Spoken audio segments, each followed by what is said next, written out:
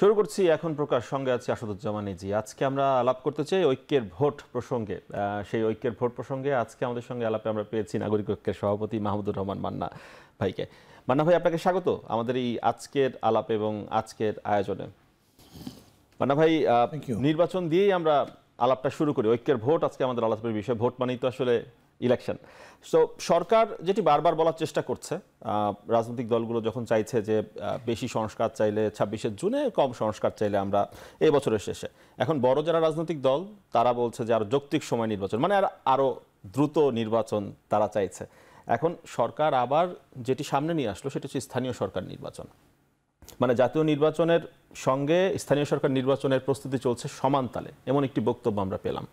এখন প্রস্তুতি যখন সরকার নিচ্ছে, তার মানে তো আমরা ধরে নিতে পারি যে সরকার স্থানীয় সরকার নির্বাচনটিও করতে চায়, নাহলে প্রস্তুতি কেন নিচ্ছে? এখন স্থানীয় সরকার নির্বাচনকে সামনে নিয়ে এসে জাতীয় নির্বাচনের যে দাবি রাজনৈতিক দলগুলোর, সেটিকে একটু দৃশ্যপট থেকে একটু আড়াল করে দেওয়ার চেষ্টা বা কৌশল বলে আপনার কাছে মনে হচ্ছে কিনা? মানে এর আগে কিন্তু এরকম প্রচেষ্টা হয়েছে অন্যান্য সরকার আমলে, বিশেষ করে এরশাদ সরকার আমলে এরকম করা হয়েছিল। তখন জাতীয় সংসদ নির্বাচন সবাই দাবি তুলেছেন। উনি তো সামরিক শাসন দিয়ে দেশ শাসন করেছেন, সেই ক্ষমতা কুক্ষিগত করবেন সেটা স্পষ্ট হয়ে গেছে। এবং সেই সময় তিনি উপজেলা নির্বাচনের কথা বলেছেন। সব কটা দল মিলে সেই উপজেলা নির্বাচন বর্জন করেছিল। আলটিমেটলি গভর্নমেন্ট এটা করতে পারেনি। সবাই তখন একটা কথাই বলেছিল, একটা ক্ষমতার ভিত্তিভূমি তৈরি করবার জন্য এই নির্বাচনটা। কারণ উপজেলা বেজে তার কোনো লোক নেই, এখন একটা উপজেলা চেয়ারম্যান হবে, তাকে বিশেষ সুযোগ সুবিধা দিয়ে তার পক্ষে আনবে, সেটা একটা শক্তি দাঁড়ায়, যুক্তিসঙ্গত কথা। কাজেই তারা বিরোধিতা করেছিল। এখন সরকার হঠাৎ করে এটা চাইছেন কেন? তাদের তো এরকম কথাবার্তা আগে ছিল না কোনো সময়। সংস্কারের মধ্যে উপজেলা নির্বাচন কিংবা স্থানীয় সরকারগুলোর নির্বাচনের প্রশ্ন নাই। অতএব তারা যেহেতু তুলেছে, এখানে সঙ্গতভাবেই সন্দেহ আসবে, প্রশ্ন আসবে, এবং অনেকেই এটা চাইবেন না, বিরোধিতা করবে। আপনি যদি আমাকে জিজ্ঞেস করেন তো আমি একই কথা বলবো, কী দরকার হঠাৎ জাতীয় সংসদ নির্বাচন দিয়ে দেন। আপনি যেহেতু বলছেন যে কম সংস্কার চাইলে 1 বছরের মধ্যে, মানে এই বছরের মধ্যে, বেশি চাইলে 1.5 বছর, তো 1 বছরই করেন, 1.5 বছর করেন, তারপরেও ইলেকশন করবেন, তাহলে তো কোনো প্রশ্ন উঠবে না। এখন মান্না ভাই, মানে প্রশ্ন এসে যায় যে স্থানীয় সরকার নির্বাচন নিয়ে কোন দলগুলো কি ভাবছে। আপনি আপনার বক্তব্য স্পষ্ট করলেন। এখন বিএনপি তো জানিয়ে দিয়েছে যে জাতীয় নির্বাচন তারা চাচ্ছে, এটি করে ক্ষমতা হস্তান্তর। কিন্তু জাতীয় নাগরিক কমিটি তারা বলছে যে স্থানীয় সরকার নির্বাচনটা তারা আগে চাইছে। এখন বড় রাজনৈতিক দলগুলোর সঙ্গে আলোচনা না করে, তাদের আস্থায় না নিয়ে অগ্রাধিকার কি করে ঠিক করছে সরকার? এখানেও কিন্তু একটা বড় প্রশ্নের জন্ম হচ্ছে। জাতীয় নাগরিক কমিটি এখনো কোনো রাজনৈতিক দল নয়, রাজনৈতিক শক্তি বলে তারা দাবি করছেন। রাজনৈতিক শক্তি তো যে কোনোই হতে পারে, সামাজিক শক্তিও রাজনৈতিক শক্তি হতে পারে। একটা যে কোনো রকম অ্যাসোসিয়েশন হলেই তার কোনো না কোনো রাজনৈতিক একটা প্রভাব হয়, ওটা দিয়ে কিছু বোঝা যায় না। কিন্তু জাতীয় নাগরিক কমিটি কোনো রাজনৈতিক দল নয়। সেই রাজনৈতিক দল নয় যেটা, তার কথাবার্তা সরকার বেশি শুনছে, এরকম যদি প্রতীয়মান হয় বা এরকম যদি অনুভূত হয়, তাইলেও কিন্তু সেটা সরকারের জন্য ভালো নয়। এখানে এরকম বিষয়টাই আসছে। তারা চাচ্ছে জাতীয় নাগরিক কমিটি প্রথমত কোনো রাজনৈতিক দল নয়, হলেও যেটা একটা বড় দল হবে, বড় দলের বিবেচনা পাবে, এরকমও তো কথা আগে থাকতে নাই। তো সেই ক্ষেত্রে তারা বিবেচনা পাচ্ছে কেন? তারা কথা বলে এবং তাদের কথার প্রেক্ষিতে সরকার সিদ্ধান্ত বলে। যেমন একটা বললো না, ওই যে প্রোক্লামেশন ওদের দিতে হবে না, আবার সেটা নিয়ে এত দ্বিধাদ্বন্দ্ব যে তাদের মধ্যে থেকে একজন বলল না, সরকার তো দেবে না, ওরা ফ্যাসিলিটেট করবে। তো এমনি এমনি ফ্যাসিলিটেট করতে যাবে কেন? কেউ যদি উদ্যোগটা নিত এবং তারা যদি আহ্বান করতো যে আপনি এটা ফ্যাসিলিটেট করেন, তাহলে একটা কথা ছিল, তাও তো করেনি। তো এগুলো থেকে হচ্ছে কি, মানে এই দল যেটা একদম উঠতি তরুণদের, শিক্ষার্থীদের সদ্য আন্দোলন করে বিজয়ী শক্তির একটা উত্থান হতে পারত, ভালো হতে পারত। কিন্তু এই বিষয়গুলো প্রস্তুত তৈরি করলে রাজনীতি হয় কি, তার বক্তব্য বা ন্যারেটিভ বা তার কর্মসূচি, এটার উপরে মানুষ আকৃষ্ট হয়। একটা নির্দিষ্ট সময় সে একটা যে দিক নির্দেশনা দেয়, যেটা মানুষের মনে হয় এটা ঠিক, এই পথে গেলেই আমাদের ভালো হবে, মানুষ তার পেছনে যায়। কিন্তু এটা শুরুতেই এই ধরনের অনেকগুলো প্রশ্নের মধ্যে পড়ছে যার আনসারগুলো খুব ক্লিয়ার হচ্ছে না। এখন মানুষ তাহলে কোনটা আস্থায় নেবে? যখন একবার সরকার বললো এটা প্রাইভেট ইনিশিয়েটিভ বলে দাবি করলো, তারপরে সেটা বললো যেটা সরকার করবে, তারপর বললো যে না এটা সরকার ঘোষণা না, সব দলের সাথে আমরা আগামী সপ্তাহে বৈঠকে বসবো, এরপরে সেটা হচ্ছে আমরা ফ্যাসিলিটেট করব। মানে খুব সহজে সুর বদল হয়, মানুষ কোন বক্তব্যটাকে আস্থায় নেবে? খুব সহজে বোঝা যাচ্ছে না যে তারা কনফিউজ, তারা আসলে কি করতে চায় প্রথম থেকে তারা ছিল না। এত বড় একটা বিষয় যেটাকে তারা বলছে নাও অ্যান্ড নেভার, সেটা যদি এত কনফিউশনের মধ্যে থাকে তাহলে তারপরে আস্থা রাখার তো কোনো কারণ নেই। আমি মনে করি যে কেউ এটার উপর আস্থা রাখছে, কিন্তু তারপরেও বাংলাদেশের মানুষকে এইবারে আমি অসাধারণ ধৈর্যশীল, অসাধারণ বিবেচক, অসাধারণ দূরদৃষ্টি সম্পন্ন মনে করছি। কেন? ওই একটা কথা হয়েছিল না, তখন আওয়ামী লীগের নেতারাই বলছিলেন যখন পতন হবে একদিনে লাখো লোক মরে যাবে, হুঁশিয়ার থাকবে। কোনো লাখো লোক মরেনি, ওই অর্থে কোনো হলোকাস্ট টাইপের, মানে এমনি খুনাখুনি তো খুব বেশি কিছু হয়নি। এবং তার সাথে এগুলো যদি যুক্ত করেন যে যেটা অনেকে আশঙ্কা প্রকাশ করেছিল, সেই আশঙ্কার মতো কোনো জিনিস হয়নি। মানুষ বরঞ্চ সরকারের লজিক্যাল কথাবার্তা শুনেছে, মানুষ বরঞ্চ রাজনীতিবিদদের কথাবার্তা যেটা তাদের কাছে যুক্তিযুক্ত মনে হচ্ছে সেটা শুনেছে, এবং সেই জায়গাতেই তারা থেকেছে। আমার এই জন্য মনে হয় না যে খুব বড় ধরনের সংকটের মধ্যে পড়ে যাবো, হয়তো তারা তাদের বিবেচনার থেকেই উঠতে পারবে। মানে যখন স্থানীয় সরকার নির্বাচনের প্রসঙ্গটা সামনে চলে আসলো, তখন তো এটা ধরে নিতেই হয় যদি অন্তর্বর্তী সরকার স্থানীয় সরকার নির্বাচন করতে চায় তবে তাকে জাতীয় নির্বাচনের আগেই করতে হবে, কারণ জাতীয় নির্বাচনের পরে তো সে ক্ষমতা হস্তান্তর করবে, তার পক্ষে স্থানীয় সরকার নির্বাচন করা সম্ভব নয়। এখন যেভাবে আসলে স্থানীয় সরকার নির্বাচনটা তারা করতে চাইছে, আমরা দেখছি যে 5টা স্তরে নির্বাচন করতে হবে তাদেরকে, সেই ম্যাসিভ যে নির্বাচনের যে কর্মযজ্ঞ সেটা করার মতো অবস্থানেও কি এই সরকার আছে বলে আপনার কাছে মনে হয়? সেটা তো প্রধান নির্বাচন কমিশন, মানে আমি আপনাদের টেলিভিশন অফিসে বসেই শুনতে পারি উনি বলছেন যে এই সক্ষমতা আমাদের নাই, একসঙ্গে করার মতো সক্ষমতা নেই। তো একসঙ্গে করার মতো সক্ষমতা নাই মানে কি হচ্ছে যে স্ট্যাগার্ড যদি করেন তাহলে 5টা ফেজে করলেন মনে করেন, বা 5টা স্তরে যদি করেন, এমনি তো 5টা ফেজ হচ্ছেই বা ইয়েতে, সেগুলোকে আবার একসাথে করতে পারছেন না। কত বড় টাস্ক! মানে আমি এরপরে কমেন্ট করা, মানে I will feel pity on them, because এইটা কিভাবে বলে তারা, পারবে তো না। যদি ইলেকশন কমিশন এমনটা মনে করে থাকে যে তারা সক্ষমতার জায়গায় নেই, এখন যে সংস্কার কমিশনগুলো হয়েছে তারা তাহলে এই বিষয়গুলো কি করে আমলে নিচ্ছে যে তারা একযোগে একসাথে এই সবগুলো স্থানীয় সরকার নির্বাচন একসাথে করবে, সেই বিষয়গুলো তাহলে তারা কি আমলে নিচ্ছে বলে বলেছে তা তো বলে নেই। তারা তাদের প্রপোজাল দিবে, কথাবার্তা হবে, প্রপোজালে কি আছে বিষয়টা জানি না এখনো। আমি ধরে নিচ্ছি না যে তারা, প্রসঙ্গটা কিন্তু মান্না ভাই তাদের কাছ থেকে এসেছে, তারা বিভিন্ন অংশীজনের সাথে যখন বৈঠক করেছেন তখন কিন্তু এই কথাগুলো উঠে এসেছে। হ্যাঁ আমি দেখেছি, কিন্তু এটার মানে আমি এরকম করে নিচ্ছি না যে তারা প্রস্তাব করছেন যে এরকম করে আগেই এই সংসদে নির্বাচন দিয়ে দাও। আমার এর মধ্যে 2বার দেখা হয়েছে বদিউল আলম মজুমদারের সঙ্গে, তার সাথে কথা বলেছি। উনি এরকম একটা প্রস্তাব দিয়েছেন, এটা জোর করে কিন্তু বললেন না, মানে খুব একই সঙ্গে করার প্রস্তাব, মানে এরকম কিন্তু বললেন না। মানে স্থানীয় সরকারগুলো নির্বাচন হওয়া দরকার এটা বলছেন, তা তো বটেই। সাধারণভাবে যদি বলেন তাহলে অনির্বাচিত স্থানীয় সরকার সংসদ এটা আমরা চাইবো কেন, হয়ে যাক। কিন্তু এইটা এখন এমন একটা পরিস্থিতি যেটা জাতীয় নির্বাচনের আগেই করে ফেলতে হবে, এইরকম করে তারা বলেছে। এখন এটার পিছনে দুটো যুক্তি দাঁড় করানো হচ্ছে। একটা হচ্ছে 5ই আগস্টের পর যারা এই স্থানীয় সরকার নির্বাচনে যারা ছিলেন, যারা জনপ্রতিনিধি ছিলেন, তারা অনেকেই আত্মগোপনে, কেউ কেউ পালিয়ে গেছেন। এই কারণে মানুষ যখন সেবা নিতে চাইছে তখন তারা সেবা পাচ্ছে না, নাগরিক সেবাগুলো অনেক ক্ষেত্রে পাচ্ছে না। তো এটি একটি যুক্তি দাঁড় করানো হচ্ছে। আরেকটি হচ্ছে অভিজ্ঞতার কথা। আজকে তো মান্না ভাই এক অনুষ্ঠানে মানে আমি শুনলাম, সেটি হচ্ছে সরকারকে অনভিজ্ঞ বলছিলেন। আরেকটি হচ্ছে অভিজ্ঞতা অর্জনের কথা বলা হচ্ছে, যে সরকার যদি টেস্ট কেস হিসাবে যদি ন্যাশনাল ইলেকশন দেওয়ার আগে তারা স্থানীয় সরকার নির্বাচনটি দেয়, তবে তারা এক ধরনের অভিজ্ঞতা অর্জন করবে, পরীক্ষা এবং অভিজ্ঞতা হবে। কিন্তু যে বিষয়টি সেটি হচ্ছে পরীক্ষা এবং অভিজ্ঞতার মধ্য দিয়ে যদি সফল হতে না পারে বা পাস মার্ক যদি না পায় সরকার, তাহলে কি ন্যাশনাল ইলেকশন হবে না? এগুলো কথাবার্তা তো খুব কাঁচা কথা। এবং আমি আরেকটা বলি, এই কথার মধ্যে কিন্তু আমি ইন্টেনশন খুঁজে বের করতে পারি, করতেই হবে কেন? মানে এই অভিজ্ঞতাটা তাকে 1 বছরের মধ্যে কেন অর্জন করতে হবে? এই অভিজ্ঞতা অর্জন করে তারা কি করবেন? 1 বছর পরে কি তারা কোনো পার্টি করবেন? তারা কি আবার সরকার চালাবেন? তারা কি কোনো রাষ্ট্র ক্ষমতায় পাওয়ার মতো ব্যাপার আছে? তারা রাজনীতি করবে না বলছেন, তাহলে তাদের এই অভিজ্ঞতাটা লাগবে কেন?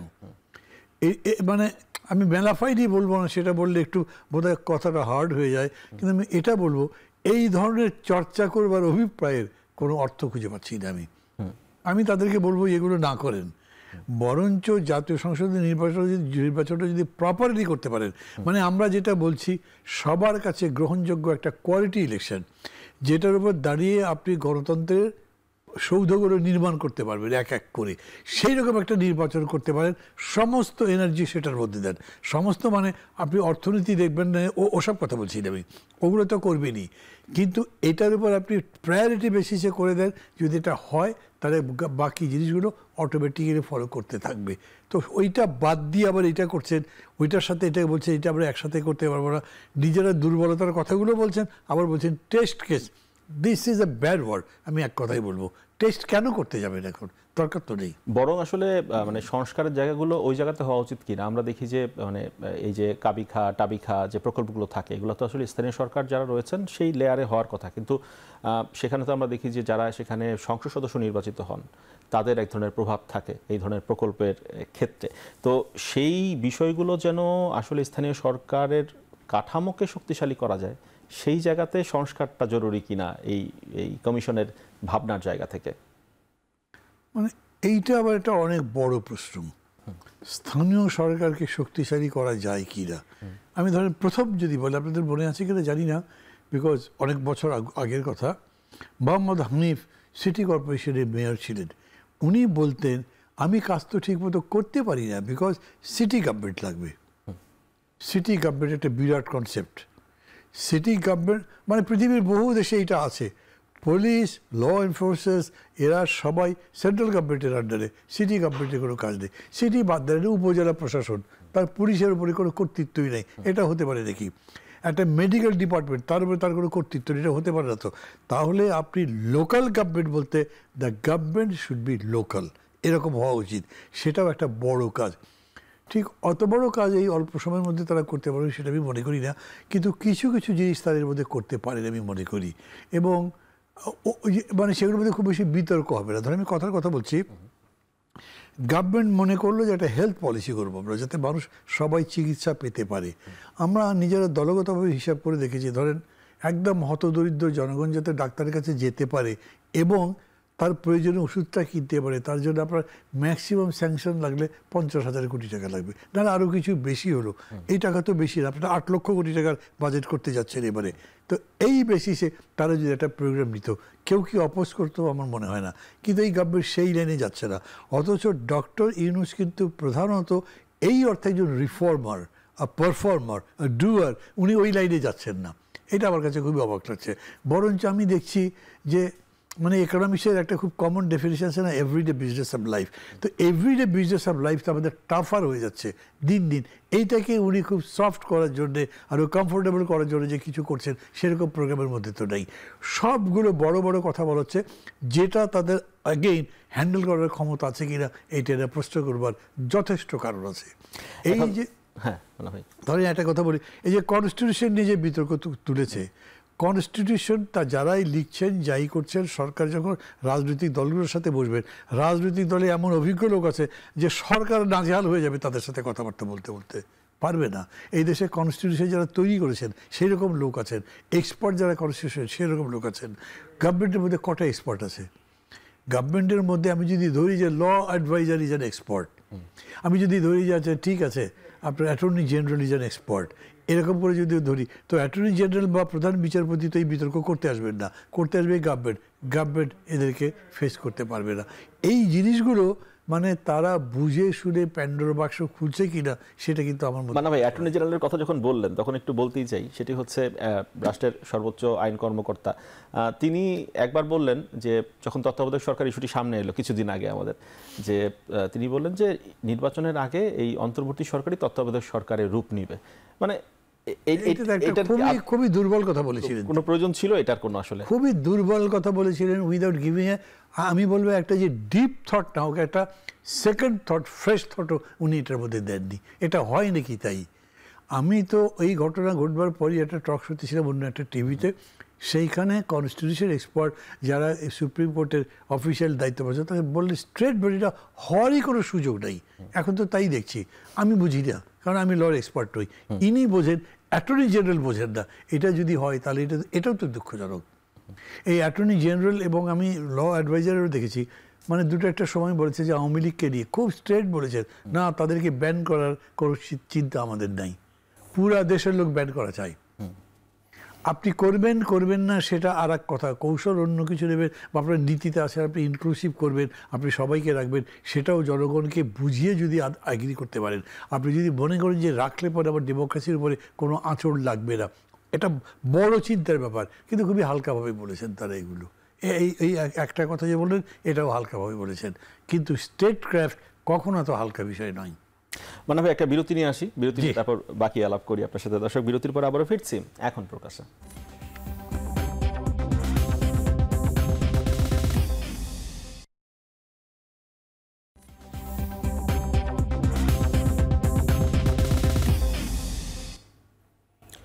বিরতির পর আবারও ফিরে এলাম এখন প্রকাশ্যে। ঐক্যের ভোট প্রসঙ্গে আলাপ করছে, আমাদের সঙ্গে রয়েছেন মাহমুদুর রহমান মান্না। মান্না ভাই, আমরা একটু ঐক্যের প্রসঙ্গে একটু আলাপে ফিরে আসি। এখন আজকে যদি বলি যে আমির খসরু মাহমুদ চৌধুরী তিনি একটি মন্তব্য করলেন, বাংলাদেশে গণতন্ত্র প্রতিষ্ঠার প্রথম কাজ নির্বাচন হচ্ছে প্রথম সংস্কার।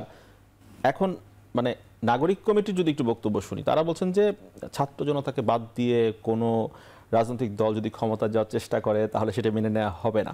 এখন আমরা দেখছি যে মানে নাগরিক কমিটির সাথে রাজনৈতিক দলগুলোর স্পষ্টতই এক ধরনের বিপক্ষ অবস্থান অনেক জায়গা থেকেই। এখন আমরা আবার ঐক্যের কথা বলছি, মানে সব পক্ষকে এক জায়গায় আনবো, আসলে সেটিকে সফল করার জন্য যে উদ্যোগ, যে পরিকল্পনা, আপনার কাছে কি মনে হয়? মানে এই যে বিপক্ষ অবস্থান, তাদেরকে এক করা কতটা সহজ হবে বা আদৌ সফল হবে কিনা?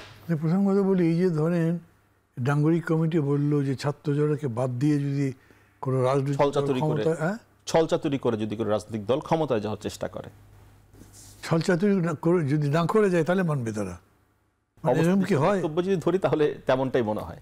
মানে এরকম কি হয়? ধরেন ক্ষমতায় যাবে কি রকম করে? নির্বাচন করে, তো সেই নির্বাচনটা সবার কাছে গ্রহণযোগ্য হবে, তার মধ্যে ছলচাতুরি আপনি খুঁজে বার করে আপনি তো প্রমাণ করতে পারবেন না। যদি নির্বাচনে জিতে কেউ ক্ষমতায় যায়, সেখানে ছাত্রদের অথবা অন্য পার্টির ক্ষমতা শেয়ার করার কি সুযোগ আছে? পার্লামেন্টারি ডেমোক্রেসি তো, আমার পার্টি মেজরিটি পেয়েছে, আপনি আমার চাইতে 20 ভোট বা 40 ভোট 40টা সিট কম পেয়েছেন, আপনাকে আমি নেবো কেন?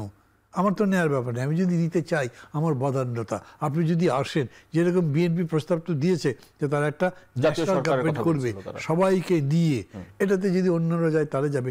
যদি ছাত্ররা সেরকম যেতে চায়, তারাও হয়তো যেতে পারবে, সেটা আর এক আলোচনা। কিন্তু এই দাবি তারা করতে পারে না যে যদি তারা আমাদেরকে বাদ দিয়ে যায়।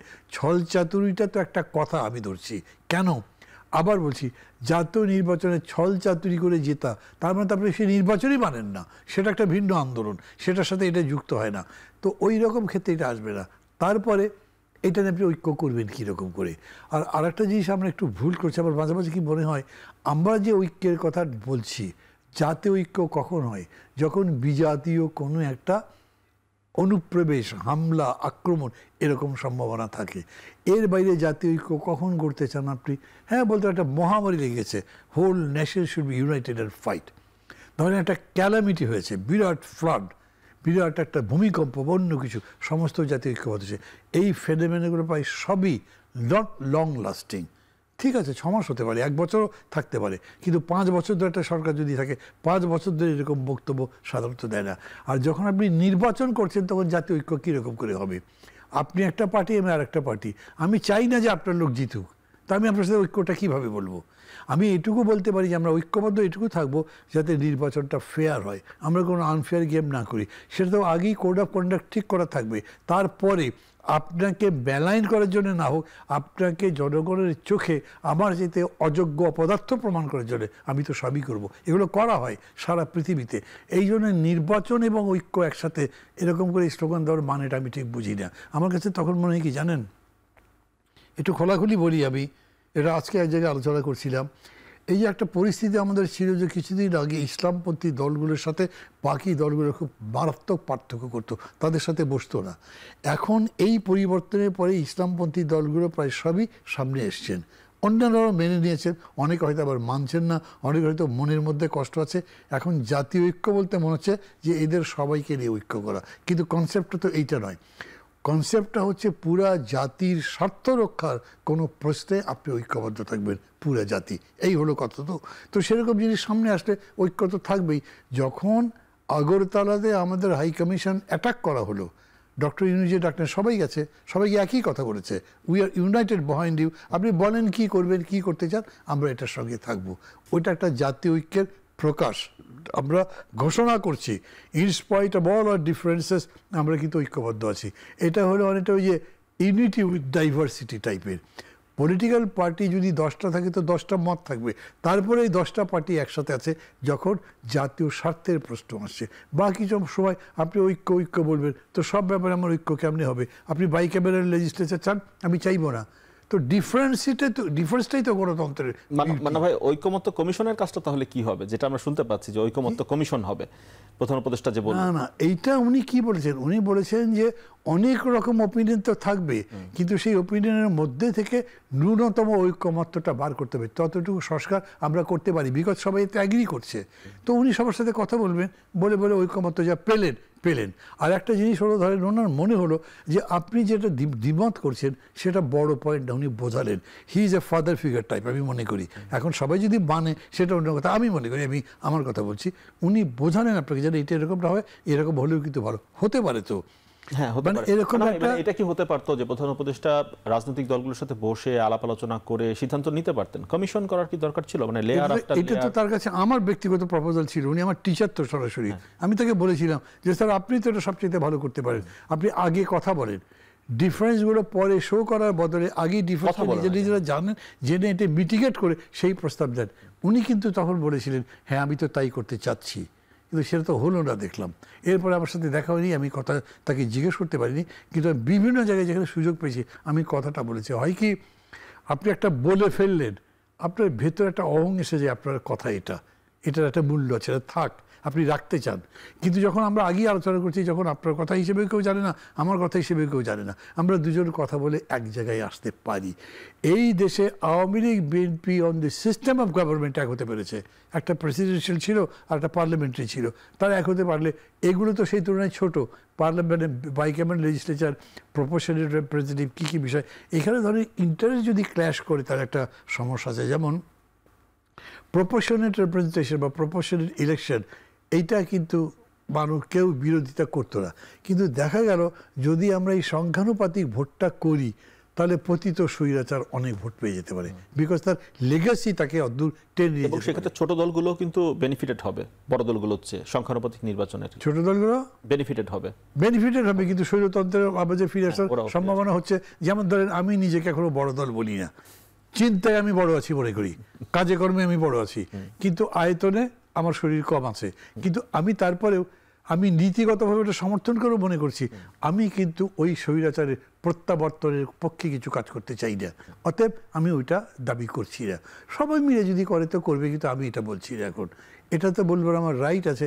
কিন্তু বিএনপি যখন এটা বিরোধিতা করছে তখন তার চিন্তা হচ্ছে যে এমনি যখন ভোট হচ্ছে তখন হয়তো সে 200-রও বেশি পেয়ে যেতে পারে, কিন্তু প্রপোর্শনাল যদি হয় মেবি তার ভোটের পার্সেন্টেজ ধরেন কত হচ্ছে 35% মানে সে কত পাবে? 300-র মধ্যে 35% কত হয়? তাদের তো গভর্নমেন্টই বাড়াতে পারবে না, অতএব সেইটা চাইবে না। খুবই যুক্তিসঙ্গত। আলটিমেটলি পলিটিক্যাল কোয়েশ্চেনটা হলো রাষ্ট্র ক্ষমতার প্রশ্ন, তো সেই কারণে সেটা বিরোধিতা করবেই, করছে। এখন মানে ভাই, মানে বিএনপি তো বারবার বলছে তারা রোড ম্যাপ চাইছে। এখন যখন সরকার থেকে বলে দেওয়া হলো যে সংস্কার বেশি হলে 26শে জুন, না হলে এই বছরের শেষে, তারপরে আর সুনির্দিষ্ট রোড ম্যাপ মানে কি দিতে পারে সরকার, বা কি চাইতে পারে বিএনপি, বা কি চাইছে? রোড ম্যাপ বলতে আপনি একটা বিরাট নকশা বানাবার কথা বললে তো হচ্ছে না। রোড ম্যাপটা টাইম ফ্রেম পেয়ে গিয়েছে, আপনি একটা রোডের ধারণা দিচ্ছেন যেই পথে আপনি হাঁটতে পারবেন আনটিল ইলেকশন, তাই তো? তো সেটা তো উনি বলছেন এই কাজ করলে পরে ইলেকশনটা স্মুথ হবে, এই পথে যাব, যেতে যেতে আমরা মেবি এই সময়ে করে ফেলবো অথবা এই সময় করে ফেলবো। এটাকে আপনি যদি নেহায়েত জেদাজিদির কারণে পথ নকশা নাও বলেন, পথ নির্দেশিকা তো বলবেন, রোড ম্যাপ না বলেন, রোড কি বলেন, চার্ট বলেন, রোড গ্রাফ বলেন, যাই বলেন, কাছাকাছি জিনিস বলতে পারবেন। আমি খুব ডিফারেন্স দেখি না। আর আমি কিন্তু বিএনপিকে এখন রোড ম্যাপ নিয়ে খুব বেশি কথা বলতে দেখছি না। ঐক্যের ফাটল প্রসঙ্গে দেখলাম মির্জা ফখরুল আজকে, জি, ঐক্যের ফাটল প্রসঙ্গে আজকে মির্জা ফখরুল বললেন যে ঐক্যে ফাটল ধরানোর জন্য ষড়যন্ত্র চলছে, এমন এক ইঙ্গিত তিনি দিলেন। সে অনুষ্ঠানে আপনিও ছিলেন বোধহয় আজকে। এগুলো না, ওইটাতে আমি ছিলাম না, মানে আগে চলে এসেছি আমি ওখান থেকে। আমি বক্তৃতা শুনে পরেই শুনেছি। এগুলো আমাদের দেশে বলবার একটা নিয়মের মতো আছে। মানে অনেক সময় you have to cultivate an enemy, অথবা একটা মানে কারো বিরুদ্ধে ফাইট করছি সেটা একটা ছবি আঁকতে হয় বাকিদের জন্যে। আই এম সরি, কাউকে ছোটো করার জন্য বলছি না, কিন্তু পলিটিক্স তো একদম খুব ডিসেন্ট গেম সবসময় না। পলিটিক্সের মধ্যে আপনার ইনডিসেন্ট কাজ হয়। আর একদম যদি ওই ধরেন রামকৃষ্ণ মিশনের মতো হয়ে যেত রাজনীতি, তাহলে তো ওটা রাজনীতি বোধহয় থাকতো না শেষ পর্যন্ত। আমি জানি না, আমি যতদূর সম্ভব ফেয়ার হোক সেটাই চাই, কিন্তু আমি দেখি অত ফেয়ার আমাদের সমাজেই চলে না, অত ফেয়ার সর্বক্ষেত্রে, কারণ কোনো ক্ষেত্রেই অত ফেয়ার চলে না আমাদের। সেই কারণে বলছি যে ওইটুকু জিনিস মানে সোনার মধ্যে খাদ যেরকম থাকে সেটা মেনে নিয়ে যদি কথা বলেন, তাহলে উনি হয়তো এটা একটা রেটোরিক্সের মতো বলেছেন। ঐক্যে ফাটল ধরার চেষ্টা যদি আপনি বলেন, কে করবে? গভর্নমেন্ট করবে। গভর্নমেন্টে তো পলিটিক্সের কোনো মোটিভ আছে আমি দেখি না। আমি বিং আ পলিটিক্যাল পারসন, আমি সর্বত্রই বলি এই গভর্নমেন্টের মধ্যে আমি পলিটিক্সের মোটিভ পাচ্ছি না। মান্না ভাই, মানে ওই জায়গাটা একটু আসি, সেটা হচ্ছে যে নাগরিক শক্তির কথা বলছিলাম আমরা, যে রাজনৈতিক শক্তির কথা বলছিলাম আলাপে, যে তারা ছাত্ররা দল করবে। তো ছাত্ররা দল করবে সেই ঘোষণাটা নিয়েও কিন্তু স্পষ্ট নয়, তারা এখনো সিদ্ধান্তে আসতে পারেনি। কিংস পার্টির প্রসঙ্গটা আসছে বারবার, যে কিংস পার্টি হবে, মানে তাদের দ্বিধার জায়গাটা কোথায়? যদি তারা দল করতে চায় সেই ঘোষণাটা কেন দিচ্ছে না? কেন দ্বিধা দ্বন্দ্বে ভুগছে? মানে তাদের 3 জন প্রতিনিধি অন্তর্বর্তী সরকারে রয়েছেন, এটি কি এক ধরনের দ্বিধা হিসাবে কাজ করছে কিনা? আমার কাছে যেটা মনে হয় সেটা আমি বলি, মানে দল করতে চাইলে তো করে ফেলতে পারতো। কেউ আহত যদি হয় আমি তাদের কাছে ক্ষমা চেয়ে নিচ্ছি, কিন্তু কি হয়, আপনি একটা কাজ করতে গেছেন, তখন আপনি জানেন না এই কাজটা কতদূর পারবেন, কিন্তু আপনি যে সাকসেসটা অর্জন করেছেন তা হয়তো আপনার ধারণারও বাইরে। আমি এরকম বিশ্বাস মনে করছি। কেন? আমি নিজেই তো, আমাকে কতজন 4 তারিখে ফোন করেছে, ভাই কিছু কি আসলে হবে? কিন্তু হয়ে গেছে তো। আমি ওদের ইন্টারভিউ দেখেছি 2-3 জনের সমন্বয়ে, তারা বলেছে যদি 5 তারিখে ঘটনা না ঘটতো, যদি নর্মাল থাকতো, চাকরি টাকরি খুঁজতাম, বড় একটা চাকরি, এসব বলেছে। আমি জানি না আপনারা শুনেছেন কি না। তো ওরা এখন এত বড় ঘটনা দেখবার পরে দে আর মোর ইলেকট্রিক্যালি চার্জ, ইলেকট্রিক অর কী বলে ইডিওলজিক্যালি বলেন, অথবা যারা উৎসাহের দিক থেকে চার্জ রয়েছে, তারা বলছে তারা অনেক ভালো কিছু করা যাবে, অনেক ভালো কিছু করা যাবে। সেটা কি তার ধারণা স্পষ্ট হয়নি, কিন্তু ভালো কিছু করতে চাই, এরকম থাকে না ভাই, ভালো একটা কিছু করতে চাই, আচ্ছা ভালো কী করবে সেটা সে বলতে পারছে না, কিন্তু তার মধ্যে ভালো ইন্টেনশনটা আছে। সেইটা করতে গিয়ে সে মনে করছে দল করতে হবে। এখন দলটা যে কীভাবে করতে হয় তাও জানে না, কারণ দলের তো ন্যারেটিভই তৈরি হয়নি। খেয়াল করবেন, ওরা যত বক্তৃতা করছে, প্রচণ্ড ভারত বিরোধিতা, যেটা মানুষ পছন্দই করে, প্রচণ্ড আওয়ামী বিরোধিতা, সেটাও মানুষ পছন্দ করে, কিন্তু কর্মসূচি কী, কী রকম রাষ্ট্র চায়, কী রকম অর্থনীতি চায়, কী রকম সংস্কৃতি চায়, সামগ্রিক সব কিছু মিলে একটা রাজনীতির দিক নির্দেশনা, দর্শন বা ন্যারেটিভ বা একটা পিকচার থাকবে, তো ওইটা তো তারা প্রিপেয়ারই করতে পারেনি। তাহলে দল করবার জন্যে দলের ন্যারেটিভ তৈরি হয়নি, দল করবার জন্য দল গড়ে তোলার প্রক্রিয়া ঠিক করতে পারেনি, দল করবার জন্য যে এক্সপিরিয়েন্স লোকজন দরকার সেগুলো তো নাই। এটা হচ্ছে এক্সপিরিয়েন্স লোক হয়তো কার্যের মধ্যে দিয়ে প্রতিষ্ঠিত হবে, কিন্তু যেহেতু আপনি শত্রু মিত্র এখনও ভালো করে নির্ধারণ করতে পারেনি, ফলে তারা এটা ফাম্বল করছে। তারা এইটাও একটা সময় সূত্র খুঁজে পাবে, যদি তাদের মাথায় অন্য কিছু ভেতরে ইনস্টিলড না থাকে। আগে থেকে অনুপ্রবিষ্ট আছে, এখনও প্রকাশ করতে পারছে না, কিন্তু তাদের ভেতরে ভেতরে বিশ্বাস একটা আছে, সেই বিশ্বাসটা তারা বলবে, এখনও বলবার উপযুক্ত পরিবেশ পাচ্ছে না, তাহলে আপনাকে ওয়েট করতে হবে। মানে হয় তারা কিন্তু অনেক দিন ধরে কিন্তু নতুন রাজনৈতিক বন্দোবস্ত বলছে, কিন্তু নতুন রাজনৈতিক বন্দোবস্ত বলতে আসলে তারা কি বোঝাচ্ছে সেটি কি পরিষ্কার হলো, বোঝা গেল এই 5 মাসে? বন্দোবস্ত শব্দটা এই জায়গাতে কীরকম লাগে, এটা হচ্ছে কীরকম হয়েছে, ধরেন যে রাষ্ট্র গড়বার সময় যে সোশ্যাল কন্ট্রাক্টের কথা আমরা পড়েছি, থিওরি অফ সোশ্যাল কন্ট্রাক্ট আছে না, ওই কন্ট্রাক্টের বাংলাটাই সম্ভবত বন্দোবস্ত করা হয়েছে। তখন তো আপনার কন্ট্রাক্টের দরকার ছিল, বিকজ বিভিন্ন ফিউডিং যে সমস্ত গ্রুপ ছিল, একটা আরেকটার সাথে লড়াই করছে, যুদ্ধ করছে, জায়গা দখল করছে, ওরা যদি একটা আন্ডারস্ট্যান্ডিং রাখছে, তার একটা রাষ্ট্র প্রতিষ্ঠাই করা যায় না। কিন্তু এখন কিন্তু বিষয়টা তা নয়। এখন আপনি একটা বলতে পারেন, এটা চুক্তি বলেন, এগ্রিমেন্ট বলেন, কি এগ্রিমেন্ট, আমরা সবাই মিলে এগ্রি করছি এই দেশটা হবে একটা পিপুলস রিপাবলিক। এটাও তো নিজেদের একটা কন্ট্যাক্ট। ভাই আমি যদি একটু যোগ করি আপনার সাথে এই বিষয়ে, সেটি হচ্ছে যে নতুন রাজনৈতিক বন্দোবস্ত বলতে যদি আমরা বুঝি যে একটা পার্টি, সেই পার্টির মধ্যে ডেমোক্রেসি চর্চা হবে, সেই পার্টির যে তহবিল থাকবে সেই পার্টির তহবিলের আয় ব্যয় স্বচ্ছ থাকবে, সেটার হিসাব দেওয়া হবে প্রপারলি, এবং যারা আসলে নেতৃবৃন্দ থাকবেন, অনেক ক্ষেত্রে আমাদের দেশের পার্টিগুলোতে জবাবদিহিতার জায়গা থাকে না, এই জবাবদিহিতা থাকবে। মানে এইরকম কিছু বিষয় তো নতুন রাজনৈতিক বন্দোবস্ত হতে পারতো। সেই ধরনের কোনো রূপরেখা, কোনো নকশা আমরা এখনো পর্যন্ত পাইনি। মান্না ভাই এই বিষয়ে শুনবো, একটা ছোট্ট বিরতির সময় আছে, বিরতি নিয়ে ফিরে আসি আবার। দর্শক, বিরতির পর আবারও ফিরছি এখন প্রকাশে।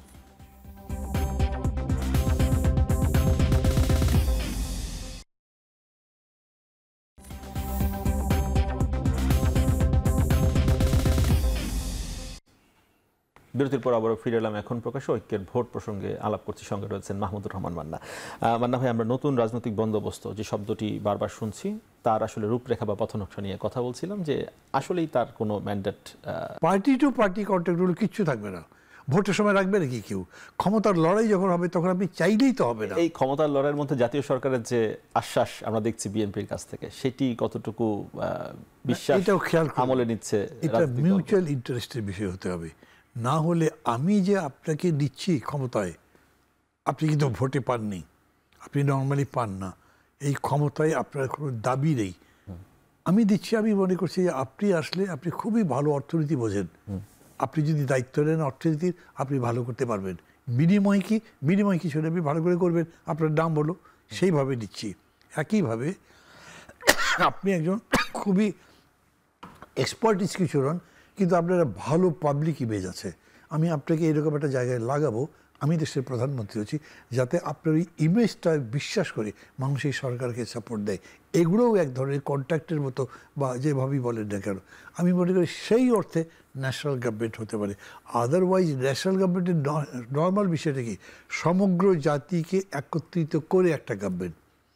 যে ন্যাশনাল গভর্নমেন্টের প্রস্তাব বিএনপি দিচ্ছে, সেই বিএনপির প্রস্তাবের মধ্যে কি জামাত ইসলাম আছে এখন? আমি মনে করি নাই। সম্পর্কের অধঃপতন তো আমরা দেখছি। এরকম করে যে কয়টা দল মিলে, ধরেন 42টা দল মিলে আমরা যুগপৎ আন্দোলন করেছি, তাদের কাছে প্রস্তাব যেতে পারে। যারা যুগপৎ আন্দোলন করেনি, অন্যান্য শক্তি আছে, তাদের কাছেও কি প্রস্তাব যাচ্ছে? না, এটা বলতে পারেন না। ওই অর্থে ন্যাশনাল বলতে টোটাল ন্যাশনকে কাভার করে বিষয়টা হচ্ছে না, এটা কখনো হবে না। এর তারপরে এটাকে ন্যাশনাল গভর্নমেন্ট বলা যাবে, এবং আমি মনে করি যে সেটা যদি সমগ্র জাতির প্রতিনিধিত্ব করতে পারে, তাহলে নিশ্চয়ই সেটাকে সেরকম করে ব্যবহার করা যাবে এবং কাজে লাগানো যাবে। এবং বিএনপির পক্ষ থেকে এই যে জাতীয় সরকারের প্রস্তাবটা দেওয়া হচ্ছে, আমার কাছে মনে হয় তাদের বিবেচনাটা এইটা, তারা মনে করছেন যে এখন যে মানুষের আকাঙ্ক্ষা, সেই আকাঙ্ক্ষা ধারণ করা, সেই আকাঙ্ক্ষার বাস্তব রূপ দেওয়ার জন্যে আমাদের আরও মানুষ লাগবে, শুধু আমরা পারবো না। তার কারণে বলছি। মানে ভাই, আলাপ শুরু করে দিয়েছিলাম স্থানীয় সরকার নির্বাচন প্রসঙ্গে দিয়ে, যে এটা সামনে চলে এসেছে জাতীয় নির্বাচনের আগে। এর আগে জাতীয় নির্বাচনের আগে যে জিনিসটি সামনে ছিল সেটা হচ্ছে সংস্কার। বারবার সংস্কারের কথা বলা হচ্ছিল, সংস্কার শেষে নির্বাচন, নাকি অতি প্রয়োজনীয়টুকু সংস্কার করতে হবে, ন্যূনতম সংস্কার শেষে নির্বাচন, এই প্রসঙ্গটুকু আসছিল। এখন নির্বাচন নিয়ে কিন্তু মানে আরেকটি অবস্থান রয়েছে, যেমন নাগরিক কমিটির কাছ থেকে বা বৈষম্য বিরোধীর কাছ থেকে আমরা যে বক্তব্যটা শুনি, যে শেখ হাসিনার বিচার আগে হতে হবে, তারপরে নির্বাচন, আওয়ামী লীগের বিচার হতে হবে, তারপর নির্বাচন, এর আগে নির্বাচন দেওয়া যাবে না। যখন পরিস্থিতি এমন দেখছি আমরা, তখন এই নির্বাচনের যে সরকার যে টাইম ফ্রেমটা বেঁধে দিয়েছে, সেখানে কি এই বিষয়গুলো কাভার আপ করবে? শেখ হাসিনার নির্বাচন, এই বিচার, আওয়ামী লীগের বিচার, এগুলো কি নির্ধারিত এই সময়ের মধ্যে টাইম কাভার আপ করা যাবে? না, কোনোভাবে না। তখন তাহলে তাদের অবস্থানটা কোথায় গিয়ে দাঁড়াবে? এক ধরনের বিরোধপূর্ণ অবস্থান। আমি বলছি যে আপনি আবেগের উপরে তো রাজনীতি দাঁড় করাতে পারবেন না, আপনি জেদ করে রাজনীতি দাঁড় করাতে পারবেন না। হঠকারিতার জায়গা রাজনীতিতে নাই। এই কথাগুলো কেন বলছি? খুব সিম্পল বিষয়। মামলা করেছেন আপনি, মামলা শুরু হয়েছে, সেই মামলা কতদিন চলবে সেই কথা কি গভর্নমেন্ট বলে দিতে পারবে কোর্টকে? তা তো আপনি যে বিচার বিভাগের স্বাধীনতার কথা বলছেন সেটা স্বীকার করছেন না। সেই মামলা চলতে যদি আরো 4-5 বছর লাগে তাহলে কি 4-5 বছর কি অন্তর্বর্তী সরকার ক্ষমতায় থেকে যাবে? তাতে হইতে পারে নাকি তাই? অতএব ওরা যেটা বলছেন যেরকম করে বা যারাই বলছেন তারা এগুলো বুঝে বা ভেবে এত গভীরভাবে চিন্তা করে বলছেন বলে আমার মনে হচ্ছে না। এইখানে একইভাবে বলা যায়, এমনকি ধরেন ওর চাইতে বিভৎস ঘটনা তো আছে, যে গুমের ঘটনা। এই গুমেরই কি বিচার করতে পারবেন? কারণ গণতান্ত্রিক পদ্ধতির বিচার যখনই বলবেন তখন আপনি অ্যাকিউজ যে আসামি যে তাকে সম্পূর্ণভাবে ডিফেন্ড করবার রাইট দেবেন, সময় দেবেন। ও যদি মনে করে আমার আরও কিছু কথা বলবার ছিল, আরও কিছু যুক্তি দেবার কথা ছিল, দিতে দেয়নি, তার মানেও আপনি একটা অ্যাকিউজেশনের মধ্যে পড়লেন। সেই অর্থে ওটাও খুব তাড়াতাড়ি নিষ্পত্তি করতে পারবে না। তবে হ্যাঁ, এটা বলতে পারেন যে আমরা যত দ্রুত সম্ভব করব তারপরে নির্বাচন করব, এটা সবাই যদি মানে তাহলে হবে। কিন্তু যত দ্রুত বলতে আবার বলছি, গভর্নমেন্ট কোর্টকে ডিকটেট করতে পারবে না তোমাকে এই সময়ের মধ্যে করতে হবে। কোর্ট যদি সেটা ঠিক মনে না করে তাহলে ওরা যা মনে করবে পুরা দেশের ভবিষ্যৎ নির্বাচন কোর্টের উপর নির্ভর করবে। এখন সংস্কারকে ঘিরে অন্তর্বর্তী সরকার যে লম্বা একটা রান আপ নিচ্ছে যে এই সংস্কারটা করব, তারপর আমরা যাব, এই লম্বা রান আপ নেওয়ার পরে যে বোলিংটা করবে তাতে কি সেই পরিমাণ গতি থাকবে কি না সেটা একটি বিষয়। কারণ আলোচনায় এসেই যায়, কারণ এই সংস্কারের ধারাবাহিকতা রক্ষা করতে হবে কোনো ইলেক্টেড গভর্নমেন্টকে, যেটা আসলে বৈধতা দিবে পার্লামেন্ট থেকে। এখন যারা ক্ষমতায় আসবে, যে রাজনৈতিক দলগুলো, তারা যদি এই সংস্কারকে আমলে নিতে না চায়, তাদের মতামত যদি গুরুত্ব না পায়, তাহলে এই সংস্কারের পরে যে কার্যক্রমগুলো সেগুলো যে সামনের দিনে টিকবে বা যে গভর্নমেন্ট আসবে তারা যে ধারাবাহিকতা রক্ষা করবে, তার কি কোনো গ্যারান্টি আছে মান্না ভাই? না, নেই। এগুলো সম্পর্কে আমি একটু বলি। ধরেন যে প্রশ্ন আপনি প্রথমটা করলেন যে এই যে এতগুলো রান আপের পরে যে বল করবে, এত রান আপ করবার তো প্রশ্ন নাই। এইটা ডক্টর ইউনূস যেটা বলেছেন তার জাতির উদ্দেশ্যে পাশাপাশি খুবই ভালো বলেছেন। উনি বলেছেন অনেক কিছুই করতে হবে, একটা অনেক বড় যজ্ঞ। আমরা প্রস্তাবগুলো দিলাম, আমরা কথা বলবো, যতখানি অ্যাগ্রি করবেন ততখানি সংস্কার হবে। তাকে প্রশ্ন করা হয়েছিল যদি বেশি অ্যাগ্রি না করে, উনি সেটাও বলেছেন না করলে তারা যেভাবে চাইবে ভোট দিয়ে আমি চলে যাব। তার মানে হচ্ছে যে এইটাতে আটকে থাকছে না, কিন্তু এতে আপনি যেটা চেয়েছেন সেটা পাচ্ছেন কি না সেটা একটা প্রশ্ন। সেটা পেলেন না, পরে পাবেন, এটা ধরেন পরের উপরে ছেড়ে দিলেন। কিন্তু এইখানে নতুন করে আরও বড় একটা সমস্যা তৈরি হয়েছে। ইনি এটা বললেও প্রধান দল বিএনপি কিন্তু এটা বলছে না। প্রধান দল বিএনপি বলছে আপনার যে প্রস্তাবগুলো আছে সেই প্রস্তাবগুলো প্লেস করেন জাতির সামনে, সেই প্রস্তাবগুলো যে পার্লামেন্ট গঠিত হবে সেই পার্লামেন্টে প্লেস করা হবে। সেই পার্লামেন্টে আপনার প্রস্তাব থাকবে, আমাদের 31 দফা থাকবে, আরও কিছু থাকবে, সেটাও আলোচনা হবে। এই সব আলোচনা পার্লামেন্টে করে সেটা সিদ্ধান্ত হবে। তার মানে যেরকম করে অন্তর্বর্তী সরকার বলছে সেটাই সরকার বলছে না। আমি আবার বলি, প্রথম থেকেই এই কথা আমি বলেছিলাম সরকারকে, মানে যে 2-1বার বসবার সুযোগ পেয়েছিলাম সেখানে। ন্যাচারালি আমি হয়তো অত মানুষকে বলতে পারি নাই, জানাতে পারিনি। প্রথম থেকেই সরকার এই ডিসকোর্সে থাকা উচিত ছিল। ডক্টর ইউনূস বিএনপিকে ডাকবেন, আপনারা কি কি সংস্কার চাচ্ছেন বলেন তো, আপনাদের প্রস্তাব কি, যে তো সেটা দরকার লাগলে টেলিভিশনে। তা না করে একজন ডাকেন, দুইজন ডাকেন, সবাইকে ডাকেন না। মানে আসুন, একজন আসুন, মানে আলাপটা এরকম ছিল, কিন্তু আরো তো সেটা আরো বড় পরিসরে হতে পারতো না। তিনি দলের কাছে বলবেন কয়জন আসবেন আপনারা, ইনিও বলবেন যে উনি কতজন হলে কমফোর্টেবল। আপনি কম লোক নেন, 5 জন নেন, তার বেশি না, 15 জন নিলে চলবে না। একটা জায়গায় এসে বসতেন তারা, সেটা ওপেন ডিবেট হতো, সবাই কিন্তু জানতো কি বলছে। 3 দিন পরে কথা বদলাবার কোনো সুযোগ থাকতো না। কিন্তু এই ডিসকোর্সটা উনি করেননি কেন আমি জানি না। যতবারই বলা হয়েছে আমার কাছে এরকম মনে হয়েছে যে ডক্টর ইউনূস পলিটিশিয়ানদের সাথে কমফোর্টেবল, একটু এড়িয়ে চলছেন, একটু আলাদা থাকছেন একটু তাদের। না, উনি অ্যাভয়েড করতে চান। উনি ওই এনজিওর লোকের সাথে কথা বলতে পছন্দ করেন বা সিভিল সোসাইটির লোকজনের সাথে কথা বলেনও উনি, কিন্তু পলিটিশিয়ানদের সাথে কথা বলেন না। আমি জানি না কেন, আনকমফোর্টেবল ফিল করতে পারেন, কারো পছন্দ অপছন্দ থাকতেই পারে, কিন্তু ওই জায়গায় থেকে এই পছন্দ অপছন্দের কোনো জায়গা নেই। ফলে কিন্তু খুব বড় জায়গায় এটা আটকে আছে। কীরকম, মানে উনি দিলেন এটা, বিএনপি বললো যে এটা তো আমরা এখানে আলোচনা করবো না, পার্লামেন্ট, তো আলোচনাই বন্ধ হয়ে যাবে। আলোচনা কী করবেন তার আপনি? জাতীয় ঐক্যমতের কথা বলছেন, সেটা তো হলো না। আর একটা দল তখন বলবে না, এভাবে যদি বিএনপি জোর করে সেটাকে পার্লামেন্টের কথা বলে আমরা ডিসকাস করতে চাই, একটা পরিস্থিতি তৈরি হবে। আমি জানি না বা আমি বুঝতে পারছি না এই কথা যেমন আমি জানি, নিশ্চয়ই ডক্টর ইউনূসও জানেন, এটা তো ওপেনলি তারা বক্তৃতায় বলছে বিএনপি নেতারা। এই কথার ভিত্তিতে উনি রাখতে পারেন যে আপনারা আসলে তাহলে কী চান, আমি যে এগুলো করছি তাহলে কি বন্ধ করে দেবো, কী করবো, আলোচনা করতে পারেন। সমগ্র জাতির সামনে ওটা আসতে পারে, মানুষ ঠিক করে দেবে। এরকম না বড় দল যা বলবে তাই হবে, মানুষ মেনে নেবে। বরঞ্চ বড় দল ওই যে ওরা বলেছিল 3 মাসের মধ্যে ভোট দাও, মানুষ রিজেক্ট করে দিয়েছে। হুলস্থুল করে করেনি, কিন্তু সাইলেন্টলি বলেছে না ঠিক করনি, কারণ রক্তের দাগ শুকায়নি, 3 মাসের মধ্যে ভোট হবে কেমনে। এরকম করে জনগণের কথাও থাকতে পারতো। এই ডিসকোর্সটা সরকার চালু করতে পারেনি। যদিও আমি খুবই ধন্যবাদ দিই, কনস্টিটিউশনের মতো একটা জটিল বিষয়কে সারা দেশের মধ্যে একটা আলোচ্য সূচি বানিয়ে ফেলেছেন তারা, বিরাট কাজ। এটাও তো করতে পারতেন, সেটা করলেন না। হয় কি হাফ ডান কাজ আসলে ইজ নট ডান। মানে ভাই এই আলাপ চলতেই থাকবে, সামনের দিনগুলোতে নিশ্চয়ই আরো আলাপের সুযোগ হবে। আজকে শেষ করতে হচ্ছে আজকের আয়োজন, সামনের দিনে আরো আলাপের সুযোগ হবে নিশ্চয়ই। দর্শক শেষ করছি এখন প্রকাশ, সঙ্গে থাকার জন্য ধন্যবাদ সবাইকে।